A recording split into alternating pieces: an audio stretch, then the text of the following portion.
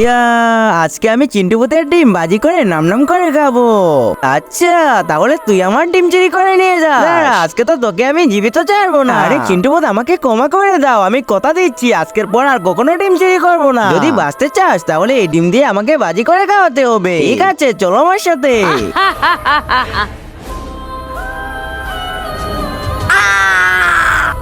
আরে মা, আমাকে কেন মারতেছো? আমি তো তোমার ছেলে।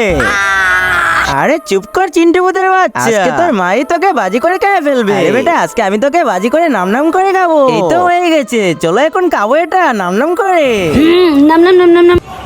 আবে দাঁড়া, কে তুই? আমার রূপ নিয়ে এসে আমার ডিম কেন খেয়ে ফেলতেছিস? আরে মাওলানা সাহেব, তুমি এটা কেন করলে? কিন্তু তার আগে যে মা তোমার মুখে খাবার তুলে দিয়েছে, আজ সে প্রিয় মায়ের জন্য একটি লাইক এবং সাবস্ক্রাইব করে কমেন্টে এই ইমোজিটা দিয়ে যাও। আরে বাইরে অনেক গরম পড়েছে, আর তোর ডিম অনেক গরম, আর গরম গরমকে কাটতে পারে, আর এই জন্যই আমি তোর ডিম খেয়ে ফেলেছি।